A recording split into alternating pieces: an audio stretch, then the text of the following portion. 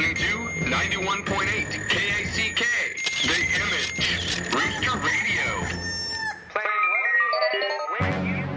With your host, Wax Paper, 91.8 KACK, Rooster Radio. Welcome, and thank you for tuning in to KACK Rooster Radio. I'm your host, Wax Paper, bringing you a segment today called Classic Rock Up-to-Date Update. And today we have quite the artist. Featured on today's show, we have an exclusive direct clip from David Crosby's YouTube channel and an exclusive interview with Bob Rivers on The Bob Rivers Show. You can check out the video clips on YouTube /David Crosby. From the two-time Rock and Roll Hall of Fame inductee, founding member of the Byrds and Crosby, Stills, Nash & Young, guitarist, singer, songwriter, David Crosby brings to you his first solo studio album in 20 years. Crosby, now returning to his solo career, releases CROZ, an 11-track LP he made with help from his son James Raymond, who also helped co-produce. This album launched off and became available as of January 28, 2014.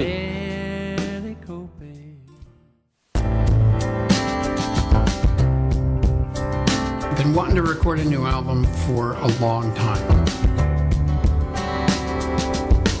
What I'm known for a solo record is If I Could Only Remember My Name, which was almost entirely acoustic. This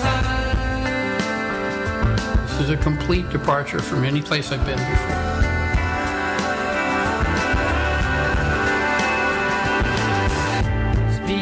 At my stage of life, most people sort of peter out. They either feel that they've said everything they've got to say, or they just get lazy. So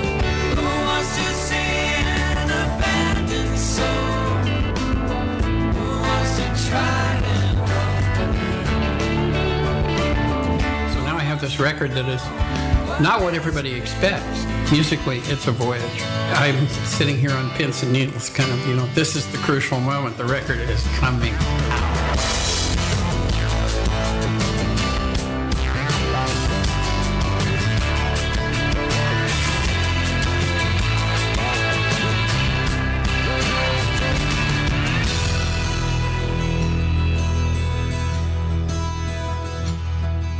That was actually a pre-release trailer directly from David Crosby's, found on YouTube.com. The album opener kicks off with the song What's Broken, which features Mark Knopfler of Dire Straits on the guitar. Early in November 2013, Crosby says in an interview with Rolling Stone, "That was a huge piece of generosity on Mark's part. We sent him the song and he just f***ing killed it. He did me a huge favor, and we don't even know each other. He's just brilliant." The song, What's Broken, is featured to stream for free on RollingStone.com and also available on SoundCloud. Now for an exclusive clip from The Bob Rivers Show. Through a phone interview, Crosby tells us a little bit about the album. Tell me when you had the idea to make this. Did you first have the idea, then write the songs for it, or did you just start writing and say, hey, I've got an album? We write because it just comes. The muse comes to you, and an idea comes to you, or a piece of music, because that's what we do every day. And James and I, my oldest son James, we both were just having a run of writing together and separately, and also a couple of times with our friend Marcus Eaton. And, the songs really rule our lives. If you have a really good song, you just have to do right by it. You can't not work hard on it and record it and get it right and try to tell the tale. And we had these songs, and they mean a great deal. They go deep, and we couldn't resist making a record. We didn't have any money, and we made the record anyway. I slept on his couch and worked in his studio, James's studio, and we just right away started getting stuff that we couldn't believe, and so quite naturally we went on and fought our way through to making this record, which I have to say, and I know this sounds completely immodest, but I am completely immodest. I think it's some of the best stuff I ever did. And you said we didn't have any money. What's the David Crosby version of not having any money? You mean like no big advance from a record company, or? I mean, like no big advance from a record company. Wow. Yeah, no budget. When we did have to do a tracking session, that was the grocery money. No kidding. You self-funded it. Well, we didn't really have any way to fund it. We just... Wait a minute, but David, you got to be filthy rich. You got to be truckloads of money coming. No. Didn't you read the book? I didn't read that. Did they steal it all from you? What happened? It all went away on wooden ships. Where did it go? Where did it go? Yeah. What do you think? I don't think I'm going to tell you. All right, it's Hollywood accounting. Fair enough. I will read the book before the next time we talk. Listen. Yeah, no, I that was a long time ago that I had money. Yeah. And what we did have was songs, which is more valuable than money. We were driven by that. We would write a song and we'd play it and sing it and say, oh my God, we just have to make this record. We have to. And so we struggled, through it. Took us a couple of years, at least a couple of years, maybe more. And God, the result is, the generosity of friends, and there are amazing players on there that didn't ask for anything, nothing. They didn't ask for anything. They just wanted to contribute, and it was a wonderful experience. After a phone interview on the Bob Rivers Show, January 28th, the album release date, David releases a YouTube video February 5th on the David Crosby page. He begins by telling a little bit about his son, James Raymond, and how about they were reunited.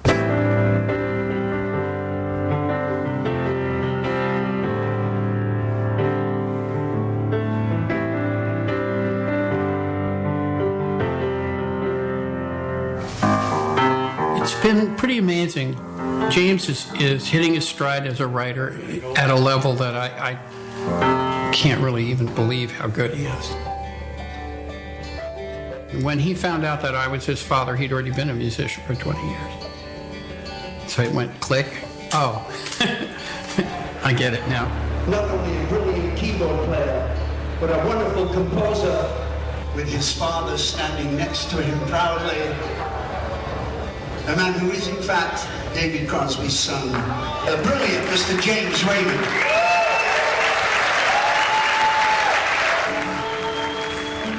He and I have had a very fortunate relationship, because normally those things where you meet the estranged parent or child, that you've never known them at all. One or both of the people involved brings too much baggage to the meeting, and I was afraid that's what would happen when I was going to meet James, and it didn't. He did an incredibly kind thing. He brought no baggage at all and gave me a clean slate, gave me a chance to earn my way. That was a great kindness. But the result was that right away we wrote a song called Morrison, about Jim Morrison. And the music just stunned me. It was good. Right away, it was really good. And it's just only been getting better. Well, we met later in my life, not having spent any time together for my first 30 years. But once we met, we realized that we had two languages that we could communicate in, music and English. And so that's always been great to, once I kind of found the essence of who he was musically, there was a lot of overlap with how I think about harmony and songwriting and stuff like that. So that was a neat revelation.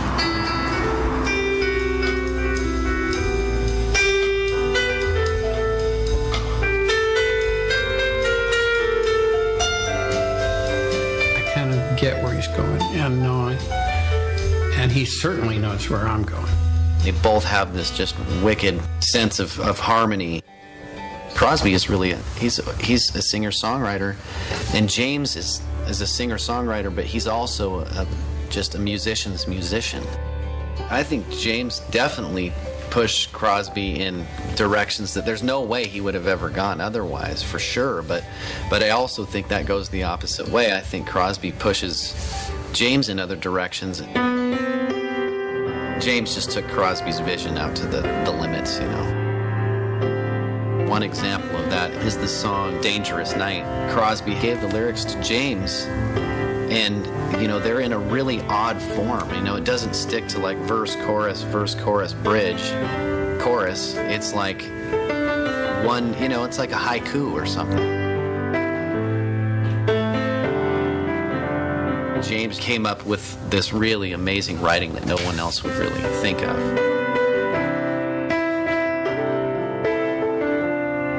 Dangerous Night. I mean, I'm proud of everything on the record, but that one's exceptionally good. The fact they're working together as a father and son, especially after not meeting for 30 years, is just, it's an incredible story.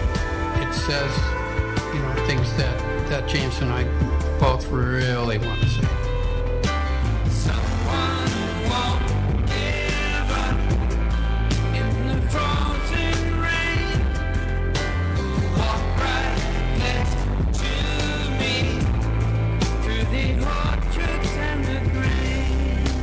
The cover. So, now, don't tell Django this, okay? Because his head is swollen enough already. But he did take an amazing picture of me, which is the cover. And I'm incredibly proud of him for catching the moment. He nailed a shot of me that looks so much better than I really do. I can't. I'm stunned. But so it's a family project. It's definitely a family project. Crosby told Rolling Stone before the album's release in early November 2013, "I wanted to challenge myself. Most guys my age would have done a covers record or duets on old material. This won't be a huge hit. I'll probably sell 19 copies. I don't think kids are gonna dig it, but I'm not making it for them. I'm making it for me. I have this stuff that I need to get off my chest." We didn't have any money, says Crosby. None. We could have gone and gotten a deal, but everybody in the music business is very leery about big companies and what kind of lifespan they might have. Most people are doing it on their own, so that's what we did. Crosby, age 72, tells the Bob Rivers Show in an interview how he is happy and healthy. David Crosby, welcome to the Bob Rivers Show. How are you, Dave? I'm great, Bob. How are you? Good. You sound good, and you look good, and I know that over the years you've had various health challenges. What is your secret to the vibrant CROZ we're hearing today? A lot of sex. Sex? Fair enough. Thank you. You know, you couldn't have said anything more encouraging to this group. And I hope my wife hears that. Yeah. So, where do we get this sex? You have to find your own. Okay, find your own. I can help you with that. I'm just kidding, man. I think my secret is that I'm happy. I've got a great job. I've got a wonderful family. Here you are. You sound so happy today. And now I have an understanding of the joy you have. You and your son are making this incredible record. Yeah, and my other son, Django, took the cover picture. It's a family deal. Yeah. Now, the story of your son, James Raymond, is a fascinating one, and a lot of people probably don't know. But it's interesting. This was your biological son who was given up for adoption, right?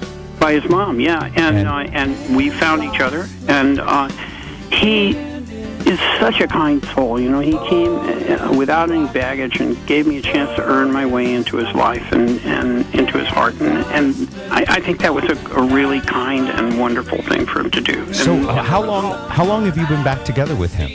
Oh, 20 years. 20 years? Yeah. And you have said in interviews, I don't know if you meant this literally, but you said he's more musically talented than you are. Oh, yeah.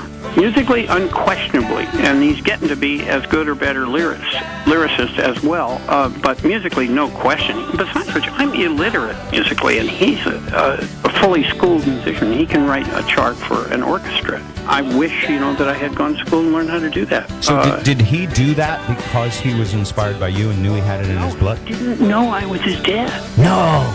No. Wow. Dude. No. When did he figure it out? When his hair grew long and stuff, and the forehead started to go?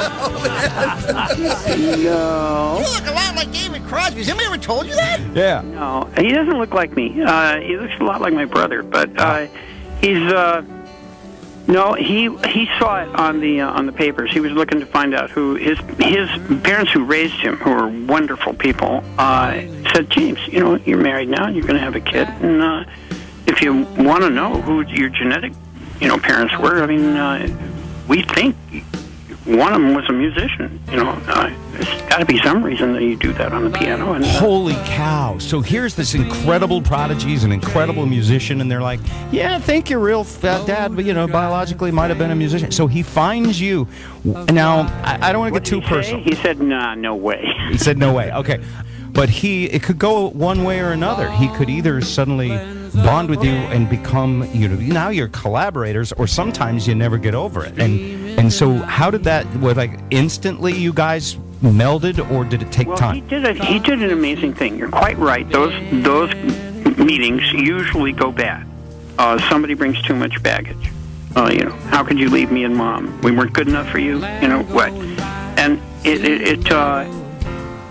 he came with no baggage at all, and gave me a chance to earn my way into his life, and I will be forever grateful for that, because the result was, first we formed CPR and made a couple really good records, and then we have only just gotten better at it. Featuring traditional spacey abstract lyrics by Crosby, wonderful harmonies with his son James Raymond, adding a full overall crisp classic piano with folky and blues-infused guitar parts that give off strong mellow undertones reflecting Crosby's past roots, yet still giving off a feel like no other Crosby album yet.